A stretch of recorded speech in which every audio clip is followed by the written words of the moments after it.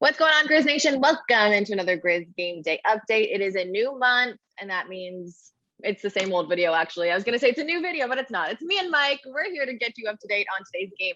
Memphis Grizzlies are taking on the Denver Nuggets here at FedExForum. Mike, I don't love starting with the injury report, but because we just had a little addition in the questionable section, I think maybe we should start there.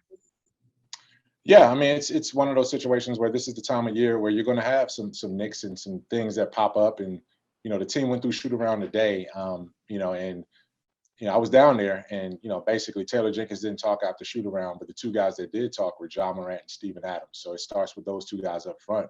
Now, in terms of who's going to be available for the Grizzlies, we'll see, because as we talked about in these previous injury updates, what happens in terms of being questionable, guys go through their pregame warm-up routines, they check in with the trainers, and then we'll see who's available from that standpoint. Obviously, Denver's going to be shorthanded because Jamal Murray still isn't back. But in terms of the Grizzlies, we'll just have to see how these guys get through, at least the first part. We know Dylan Brooks still isn't available, but beyond that, I'm not going to rule anybody in or out because we got to see what happens at tip. Okay, well, it did come out. The Memphis Grizzlies PR did say that Ja Morant was questionable today going into today's game with a right elbow soreness. So closer to the game, obviously we'll find that out. Both the Canadians on both teams, they're out no matter what. Dylan and Jamal are out. Yeah, Ja talked. He talked after shoot around today. So, obviously this was something that updated after shoot around from that standpoint. But, he spoke as if he was committed to, getting this team back on track and learning from what happened against Miami. So, when that information came out, it was more of, okay, he's tracking this and he needs to see how that ailment feels as he gets closer. But, we'll see. We'll see. This is a 2 games in 3 night situation with Denver. Ja didn't allude to being out, but we'll see. I guess things can change over the course of the next couple hours as we get closer to tip. For sure. Now, we're looking at the Denver Nuggets versus the Memphis Grizzlies. 2 games, they're going to play each other, not back to back, but 2 games in 3 nights against the same teams. Now, this is a similar kind of storyline narrative as it was with the Miami Heat. This is one of the best offensive teams. The Grizzlies are scoring lots of points against one of the best defensive teams. This Denver Nuggets team has the 2nd best defensive rating in the league. The only difference this time is I came on here last game, Mike, and I was like, hey, Miami is so good at defense. They're so good at second chance points. They're so good at rebounding. The Denver Nuggets aren't quite up to scale with Miami. They're a great defensive team. They're holding their opponents under 100 points per game. Second chance points, not quite there. They're only scoring about 8 per game. Rebounding, not quite there. And it really is fueled now that Jamal Murray is out. And I'm not trying to say anything bad about Will Barton because I know he's loved in Memphis, but this team is carried by Jokic. So it's going to be mostly about containing. He's leading in points, assists, steals, rebounding. You contain Jokic, you contain the Denver Nuggets. And that's why he's the reigning MVP of the league, right? He doesn't get a lot of credit. He doesn't get a lot of, fanfare and hoopla nationally, but he just continues to do the same things well every single time he hits the floor. Will Barton helped them win that game against Minnesota the other night. You still got Michael Porter Jr. there who's doing things for that team. Obviously Aaron Gordon is finding his way now that he has a full training camp and a full season to get adjusted to his teammates. So they have some interesting pieces. Unlike Miami, they don't shoot a lot of 3-ball. They don't do the 3-ball that well. You want to guard them on the left corner 3 because they are shooting it absolutely well from the left corner 3s, almost 45% from the season. But what they do well, Kelcey, is that they shoot a field goal percentage. They're 2nd in the league in field goal percentage overall. So they know where they like to get the ball in that painted area. And they're number 1 in points allowed at 98.6 points a game or something like that, as you alluded to.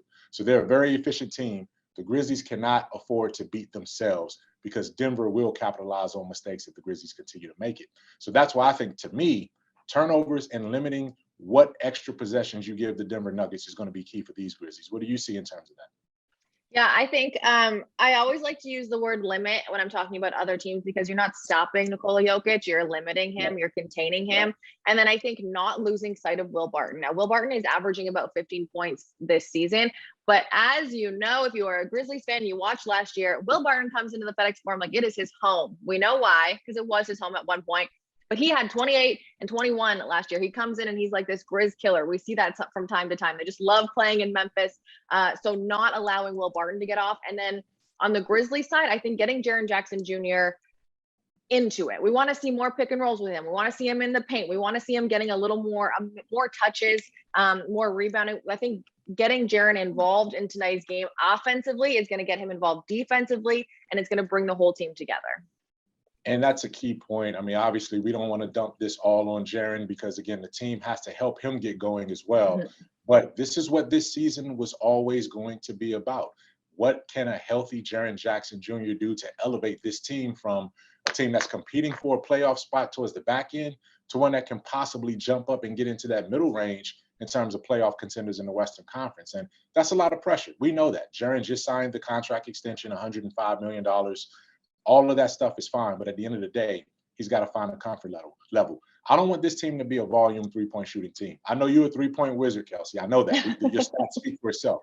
But I don't like the Grizzlies taking 53s, and they took 53s against Miami, trying to play catch-up. And I like them more in that 25 to 33-point attempt a game type average, because once you start taking more than that, you're shooting it quicker.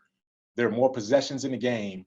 And if your defense is not on point, you're giving another team extra possessions to score as well, too. So limited three-point shooting, mix it up a little bit more, and that speaks to Jaren Jackson Jr.'s dominance, potential dominance, particularly if Ja Morant is either limited or, God forbid, out because of his situation with the injury. Well, you mentioned Ja talking to media earlier this morning, and he did mention, someone asked him about getting Jaren kind of out of the shooting slump because he went 0 for 8, I think, from the 3 in last game. Ja said, you know what, he's going to take a little bit of that credit because Ja is one of those teammates. He said, tonight I'm going to, if he is able to play, I'm going to look for Jaren. I'm going to set Jaren up. We have to do a better job as a team getting Jaren to the spots that he wants to shoot in. So I think the whole team sees it. Getting Jaren involved will be a key aspect of tonight's game. Limiting Jokic, and I think probably every team who goes up against the Nuggets says that. And then that corner 3 ball, you got to stop I think the whole training camp, Taylor Jenkins and the whole staff was like, do not let other teams hit the corner 3, left or right. So I think today will be a very good test of that because of the Nuggets' success there. And they're so great at backdoor cuts, though, because they'll flail out to that left corner. And then once you overcompensate to guard it, they'll cut back door. And Jokic is the best passing big man we have in this league. Steven Adams knows he has his hand full, and Steven talked about that too in terms of that matchup. So it's going to be intriguing to see whether the Grizzlies can be more physical. Denver's not a real physical team, but the Grizzlies want to get more physical and get to the free throw line and attack downhill too on their side. So a lot of intriguing storylines. I'm looking forward to this game. And again, this is 8 out of 10 the Grizzlies will play at home. That started Saturday against Miami, so they're in a stretch of 8 of 10 at FedExForum. Let's see if they can find some consistency. You got it. So the game tips off at 7 o'clock tonight, Central Time. You can watch it on Valley Sports Southeast. You can listen on the radio, ESPN 92.9. Follow along all of the Grizzly social channels at MemGrizz. That's Twitter, Instagram, Facebook, all of the above. And still come to FedExForum. We are welcome you in. You just need to have your Clear app. Get that ready. It's super easy. We'd love to see you there. You can get your tickets at 901-888-HOOP.